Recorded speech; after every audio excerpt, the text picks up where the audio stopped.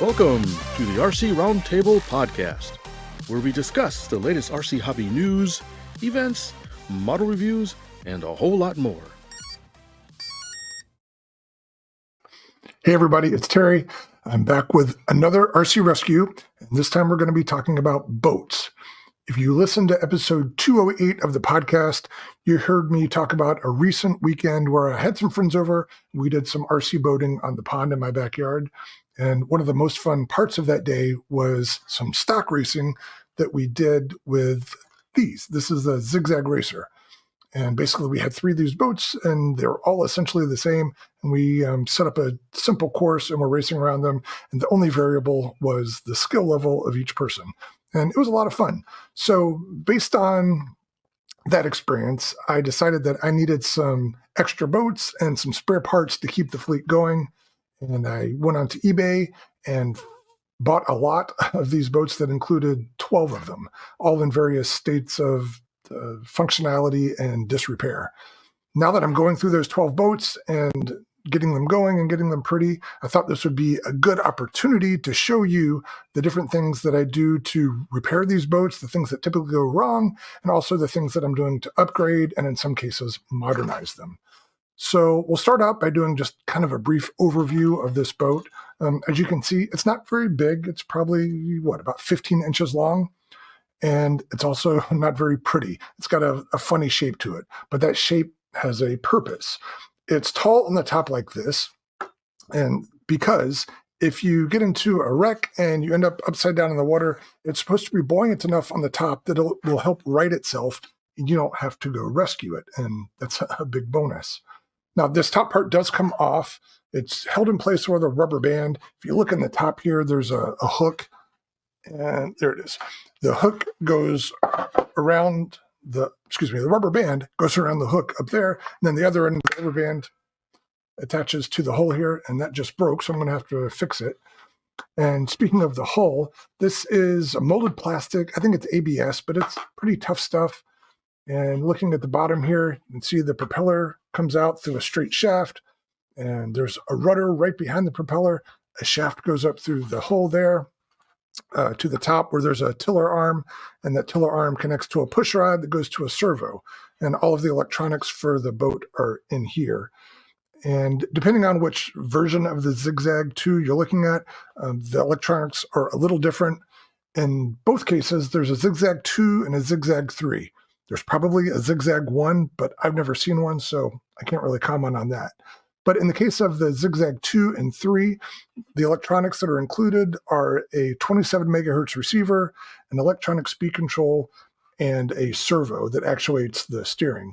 And there are some differences there. I'll go over that in a few minutes. But all the boats are going to have essentially the same functionality. And if you look on the border up here on the top, you might see some silver wire, and it ends in a coil here. That's actually the antenna for the receiver that's built in, and it's in 2 pieces. So if you have to remove this cover to do maintenance or whatever, this part comes off. You just have to make sure that you put the 2 parts back together here when you reassemble things, or basically you don't have an antenna. And take it from me, the range is not very good if you don't have an antenna on the receiver. The radio that's included with these boats is a simple 2-channel pistol grip system like this. It's not fancy. It only has trims for the steering and the throttle, no dual rates or endpoint adjustments, but you don't need any of that stuff on this simple boat anyway. So steering is on the wheel there, and then throttle is with the trigger. These boats do not have reverse, so it's forward only. Again, these transmitters, these radio systems are 27 megahertz, and they are sold, or they were sold, in 6 different channels. So if you're using the stock radios, you can have up to 6 of these boats on the water at the same time. Now, if for some reason you upgrade to a modern 2.4 gigahertz radio, you can have as many as you want. But really, it's not a bad radio, and there's no reason to replace this radio system if it's working. Most of my boats use the stock radio system. So let's take a minute to talk about the differences between the Zig Zag 2 and the Zig Zag 3. Now, at first glance, you probably don't see any difference, but there are some subtle differences between them. So looking at the battery compartment here on the Zig Zag 2, it's this little pocket here in the back. That's a little bit smaller than the battery compartment on the Zig Zag 3. And when you look at the batteries that were intended for these boats originally, it's a 6-cell, 2/3 A size nickel metal hydride. And this is a 1,000 milliamp hour capacity. Now that fits in the compartment here, so just like that. And you can see there's a hook on either side of that compartment. The idea is to put a rubber band around that hook, and that keeps the battery in place. Now, I'm not a big fan of the battery being retained by a rubber band or the canopy for that matter, for obvious reasons. The batteries dry rot over time and they break, usually at inopportune times. So I did do some upgrades there, and we'll talk about that in a minute. Get this battery back out. Now, another battery that came along was the 7-cell upgrade unit that gives you a little bit more voltage, therefore a little bit more speed. Now, it doesn't fit in the Zig Zag 2 hull. I presume that's why on the Zig Zag 3, it has the larger compartment that fits in there. And you can see, it's not always easy to get in and out, but you can see on the Zig Zag 3, there's an old rubber band there that's dry rotted. As I go through these boats, I'm finding dry rotted rubber bands everywhere. It's kind of annoying. The other difference that I've noticed between the Zig Zag 2 and Zig Zag 3 is in the included electronics that are on board. Let's look at the Zig Zag 2 here. And this will be more apparent when I take the cover off. But on the Zig Zag 2, underneath this cover is one printed circuit board that includes all of the electronics. That's the 27 megahertz receiver, the electronic speed control, and the servo. It's all on one circuit board. So if any of those parts break, you got to check the whole thing. Not that they're prone to breaking, but it's an all-in-one unit. So either everything works or nothing works. Now on the Zig Zag 3, it's a little bit different. The receiver and speed control are on a singular circuit board, but the servo is actually a separate unit. And it looks like it's a standard 9-gram servo that has a 3-wire plug. So if you need to either replace that servo because it stopped working, you can swap in a different servo. Or if you decide to do an upgrade to a 2.4 gigahertz system, you can pull out the circuit board that has the speed control and receiver and just replace that with a modern 2.4 system and keep the servo in there. Functionally, these two work the same. They should be compatible with these same 27 megahertz transmitters, but there is a subtle difference between them. And I think there's some differences in the bodies that come on them, but because the hull appears to be the same on all of these boats, the bodies are interchangeable as well. So that's really not an issue. Now, let's talk a little about the essential repairs and upgrades that I've been doing on these boats. First of all is I've changed out the battery connectors. This is the stock connector on there. I don't even know what that is. I've never seen it on any other RC model. So obviously I don't have batteries with those connectors and I don't trust them anyway. So I've upgraded them to the standard XT30 size, which seems to work well in here. It's just an easy solder job onto the wires that already exist on there. So there's that. Change the battery connectors, number one. And I talked a minute ago about those hooks for rubber bands that hold the battery in. I changed that out for Velcro straps. So this is 2 segments of the little Velcro pieces that are used to bundle wires. Just cut it in half, and then I put one part on each side. The screw that holds the hooks in, I just put that screw through the strap and it holds it, and that seems to work well to hold the batteries in place. Now, speaking of the batteries, the stock batteries would probably work fine, but let's take advantage of some modern technology here. What I've been using are 2-cell 18650 sized lithium ion batteries. And this is kind of an experiment for me because this newest generation of lithium ion batteries seems to be capable of high discharge. I believe these are rated for up to 20 amps of discharge, which is much higher than previous lithium ion batteries were capable of.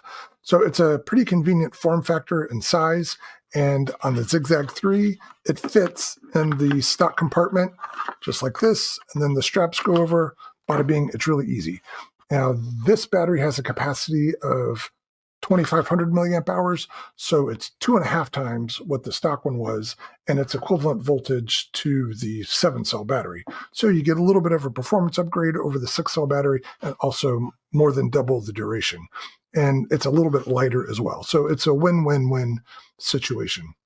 Now, this battery does not fit in the Zig Zag 2's smaller compartment. And so far, I've only upgraded one Zig Zag 2. And what I did in that case is I took a Dremel tool and I basically just carved away the sides here of that battery compartment.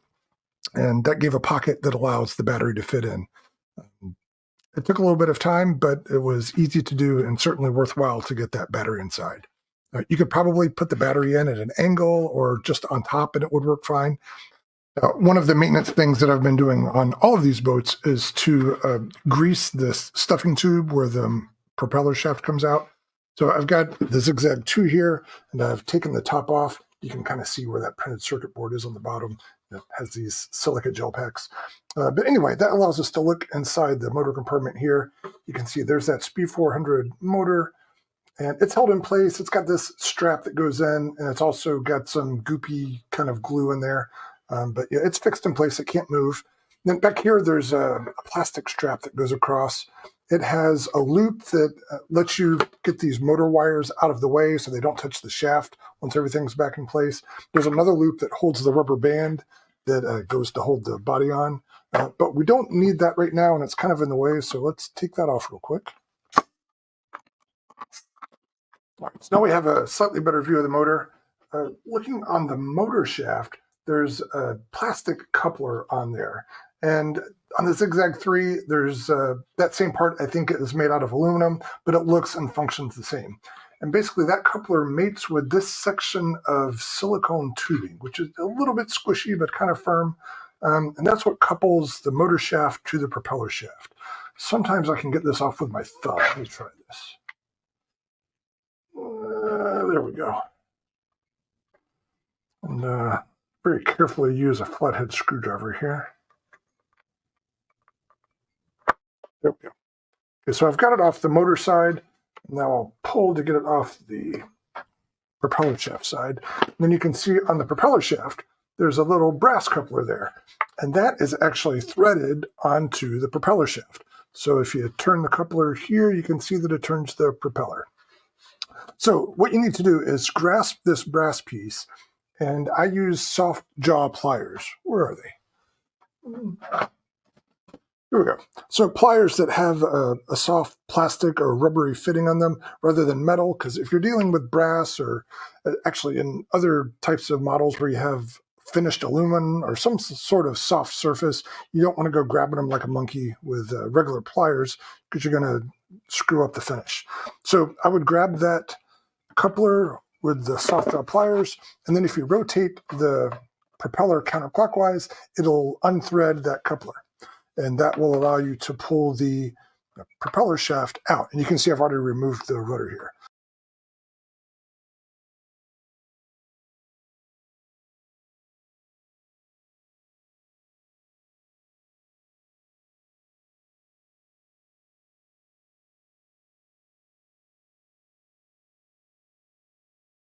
So let me take a second to do that. Okay, that coupler is loose. So there's the brass coupler. You see it's threaded there. And now we should be able to pull this propeller shaft all the way out. And this is a 2mm shaft.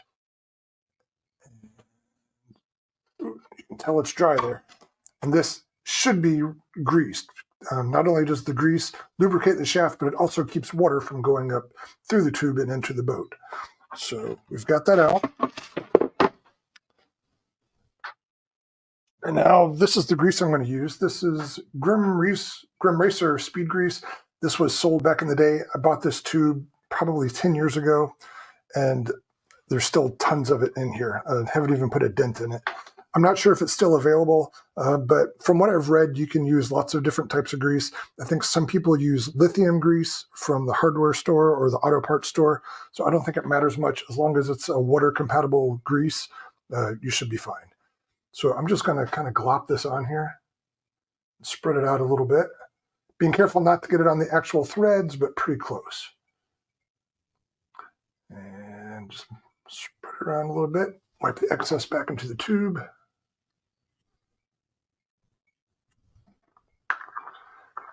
Put that on. This stuff's kind of stinky. Yuck. All right, so now I'm going to just put this shaft back into the stuffing tube and kind of rotate it as I go. And it's going to bunch up around the end of the stuffing tube there, but that's okay.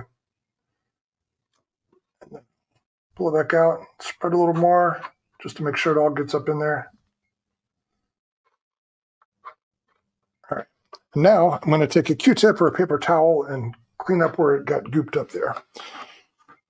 All right, so I'll just clean up that.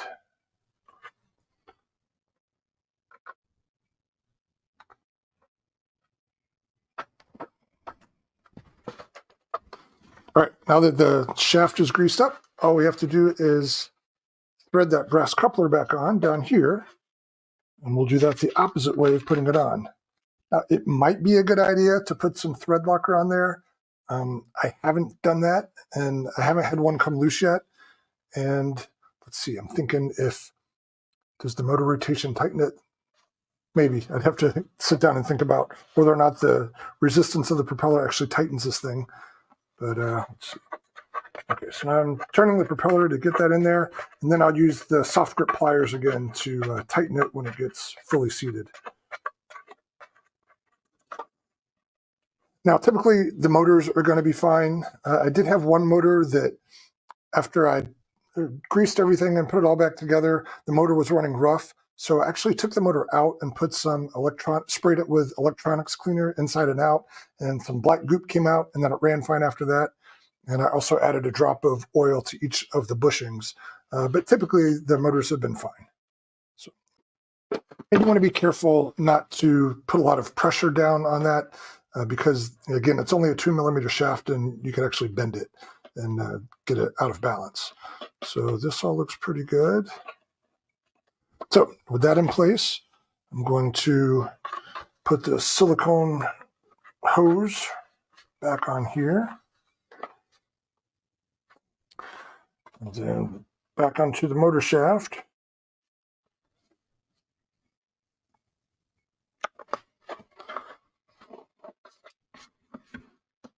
And then slide it back up so that the silicone hose is engaged with both couplers. There we go. So now we've got that. So when the motor spins, it spins the shaft, which spins the propeller.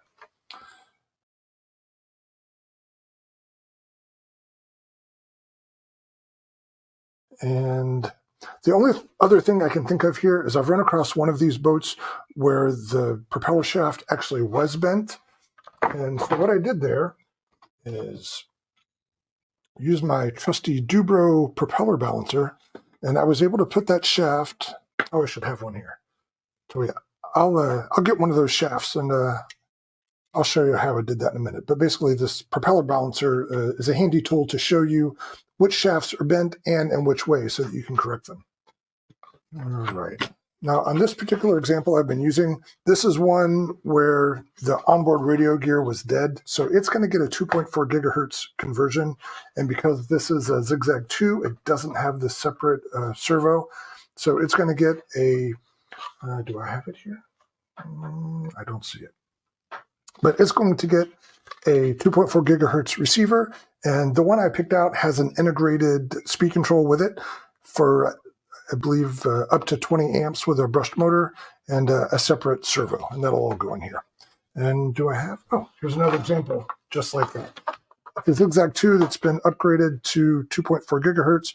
Here's a receiver speed control combo, and then a 9-gram servo next to it. And you can see the push rod that goes to the rudder. And also, this is the example I talked about where I cut away the walls on the side of the battery compartment that allows the 18650 size batteries to fit in there. And here's a battery. You can see that slides in there and pops down, just like that.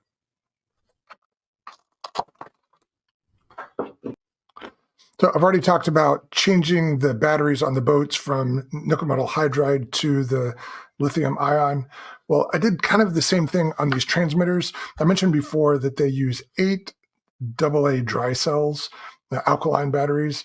And so I was thinking, if I have 5 or 6 of these going at a time, that's going to be a lot of batteries to keep track of, and also batteries that I don't want to manage and have leak when they're not in use.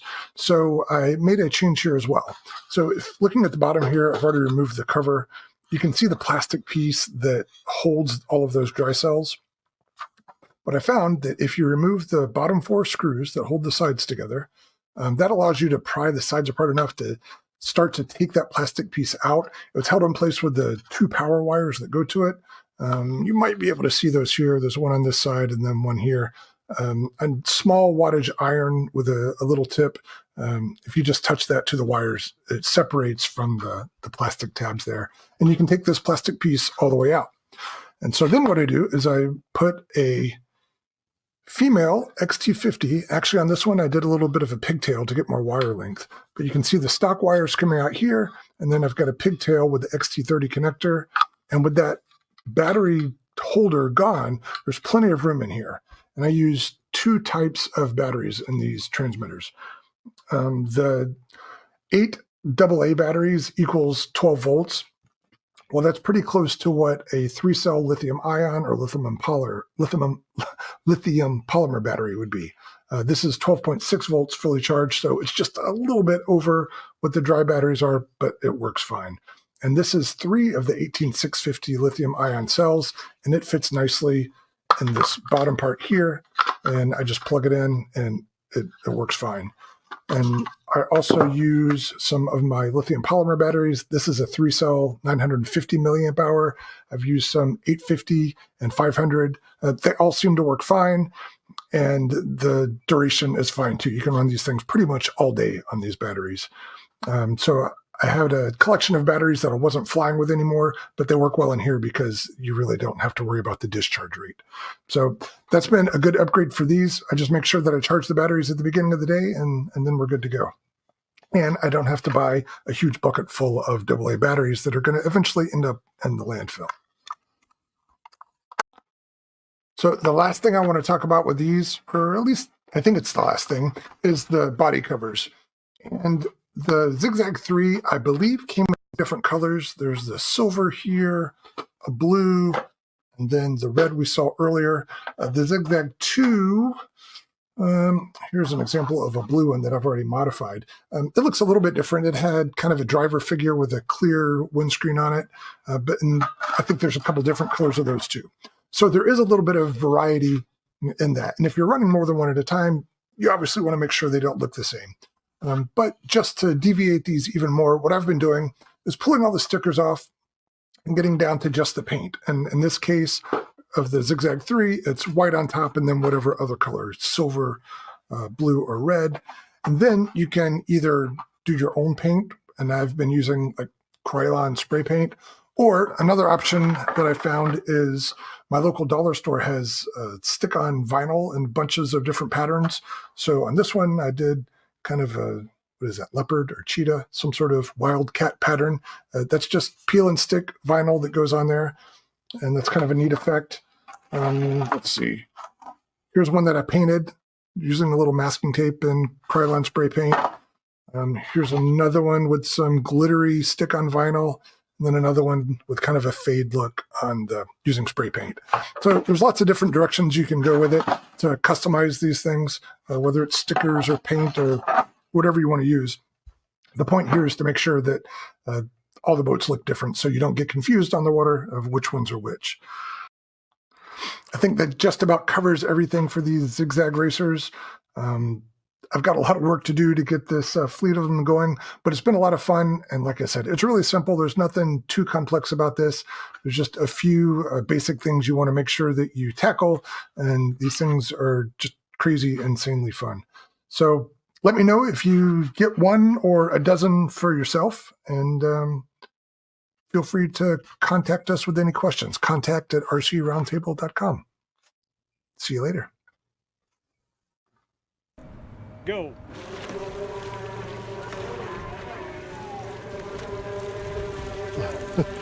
Wait, I don't think you guys are going the same direction. Please visit our website at rcroundtable.com.